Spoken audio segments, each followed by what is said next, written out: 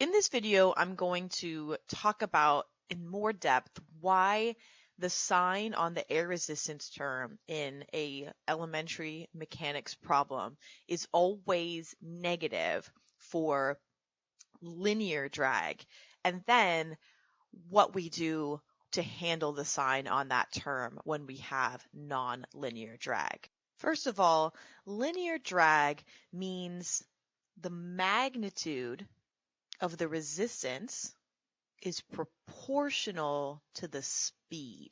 In mathematical notation, I can write this as magnitude, which looks like double absolute values, but also just regular absolute values is fine too, of the force. And I'm going to put that as F sub D to indicate drag, but F sub R would make sense too.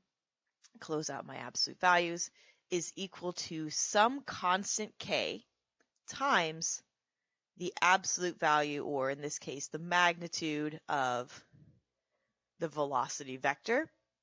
Now, because we are working with only one dimension of motion, our objects are moving along a line. The direction of forces and velocities can be indicated by whether they're positive or negative. So I can actually also write this as the absolute value of F sub D equals K times the absolute value of V, and I can drop the vector notation. K is called the constant of proportionality. Not going to get into that in this video because the purpose here is really just to talk about why the sign on the drag term in these differential equations is always negative. So regardless of which direction is positive, we always use negative kV. So what that looks like is if up is positive, our equation is mv prime equals negative mg minus kv. We're using negative mg here because if up is positive, gravity is acting downward, which puts gravity in the negative direction, so we need minus mg. If down is positive, the only change is that we are now going to use positive mg because gravity is now acting in the positive direction. So it's mv prime equals positive mg minus kv. To explain why the sign on kv doesn't change, usually what I'll say is resistance by its very nature opposes motion.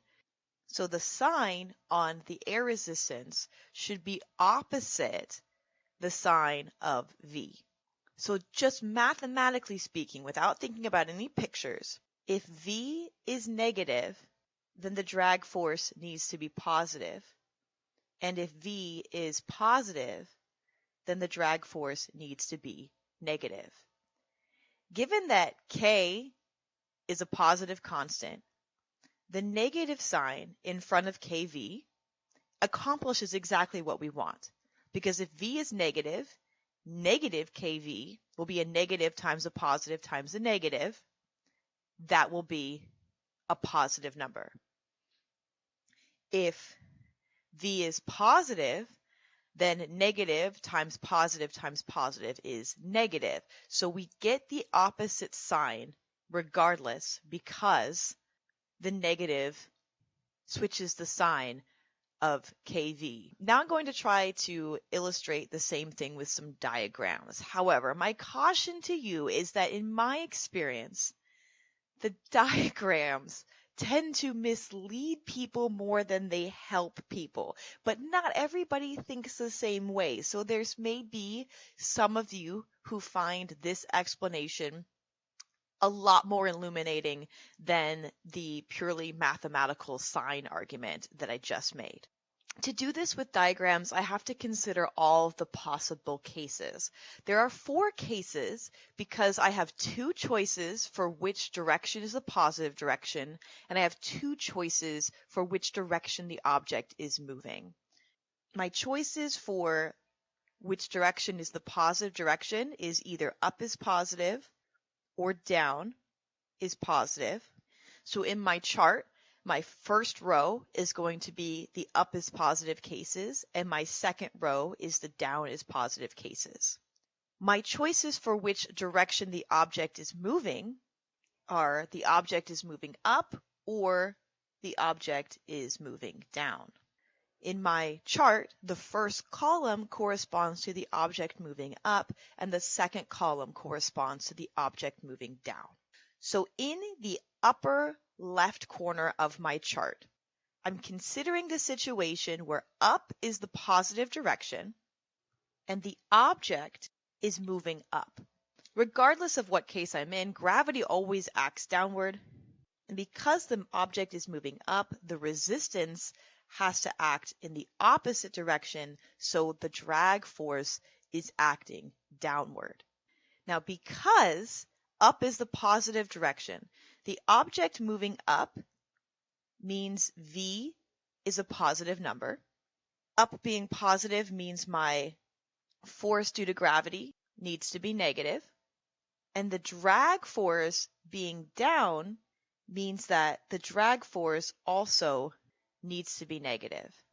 Because V is positive, KV will also be positive. So my drag force needs to be made negative. So F sub D is negative KV. And when I put all of those pieces together, I get MV prime equals negative MG minus KV. In the section of the chart right below that, where the object is moving up but down is positive, all of my vectors look the same. The velocity vector is still pointing up, the force due to gravity vector is still pointing down, and the drag force vector is still pointing down. Changing which direction is the positive direction does not change what the vectors look like. The movement of the object is independent of the choice of coordinate system, so my picture looks the same no matter what. What has changed, though, now that down is the positive direction, is the object moving up now means that V must be negative because it's moving in the negative direction now. The force due to gravity is now positive because it acts in the positive direction, so it becomes positive mg. And the drag force term will need to be positive now because it also acts in the positive direction. But if we think about kv now, k is always a positive number, v is now negative, so if we just used k times v, that would be a positive times a negative. That's a negative number, but we need the drag to be positive, so we switch the sign by putting a negative out front, and now a negative times a negative is a positive. Then I put it all together, and I get mv prime equals positive mg minus kv. Moving into the second column of my chart, in the top row, I have up as the positive direction again, but now the object is moving down, so that means my velocity vector points down, which forces, no pun intended, the drag force vector to point up. But of course, the force due to gravity always points down. Because up is the positive direction and the velocity vector is pointing down, the velocity has to be negative. The force due to gravity is acting down, which is the negative direction in this case, so Fg. So the force due to gravity will show up as negative mg in our equation. And now, because the drag force is up, opposing the motion of the object, and up is now the positive direction, the force due to resistance or the drag force has to be positive. If we used just k times v, then because k is positive and the velocity is negative in this coordinate system, k times v by itself would be negative. That's not what we want. But if we put a negative out front, then we get a negative times a negative, which is a positive, which is what we want because the drag force is acting in the positive direction. So putting together the pieces here, we get mv prime equals negative mg minus kv. So notice that the direction the object was moving made no difference. All that matters is that up is the positive direction. So when we had up as positive but the object moving up, we got the exact same differential equation. mv prime equals negative mg minus kv. Changing the object to moving down doesn't change the equation when you have linear drag. And for my final case, switching back to down being positive and keeping the object moving down, just like I mentioned before, changing the coordinate system does not change the vectors. They look the same in my picture. So my force due to gravity and my velocity vector are both pointing down, and my air resistance vector is pointing up to oppose the velocity. The change is now that because the velocity is in the positive direction, it's moving down and down is positive, V will be positive. The force due to gravity will be positive mg, and the resistance term needs to be negative in this coordinate system because the air resistance force points up, but up is the negative direction. If I just use k times v, k is always positive. V is also positive in this coordinate system, so that would be positive, but that's not what we want. We need it to be negative, so we put a negative out front, and then a negative times a positive is negative. And then putting the pieces together, mv prime equals mg minus kv. And just like we saw for up being positive, when down is positive, we get the same differential equation regardless of which direction the object is moving. mv prime equals mg minus kv. And then finally, notice that as I said in the beginning of the video, regardless of the coordinate system, regardless of the direction the object is moving, for linear drag, we always ended up with a negative kv. The only thing that changes when you change the coordinate system is the sign on the mg term. Everything else stays the same. The next natural question is, what if the resistance isn't linear? So what if the magnitude of the drag force is not proportional to the speed? Well, in these cases, we do have to think a little bit harder. Luckily, there's not that many options. The only other common situation we'll find ourselves in is that the resistance is sometimes proportional to the speed squared. Now, if you're asking yourself, well, when would this happen? Whether you have linear drag or, for lack of a better word, quadratic drag, so whether we're proportional to speed or proportional to speed squared really does depend on the situation. With very small objects, linear drag is more appropriate. When you're thinking about much larger objects, like a plane, for example, then it's more appropriate to use the air resistance being proportional to the square of the speed. There are other things that matter too, like what type of fluid the object is moving through. When the object is moving slowly or moving through something that's really thick, very viscous, then we're more likely to have linear drag. So for most practical applications, I think the air resistance being proportional to the square of the speed would be more appropriate, but it really does depend on what you are looking at. If the air resistance is proportional to the speed squared, that would mean that the magnitude of the drag force is some positive constant k times v squared. The trouble here is that we still need air resistance to oppose motion. So FD and V still need to have opposite signs. However, just using negative kv squared is not going to work anymore, because regardless of whether v is positive or negative, v squared is never negative, right? When you take something and you square it, it can't be negative. It's either 0 if you squared 0, or it's positive if you squared anything else. So we can't just use the negative kv squared trick here, because negative kv squared would always be negative, and we know that there's situations where we want our drag to be positive.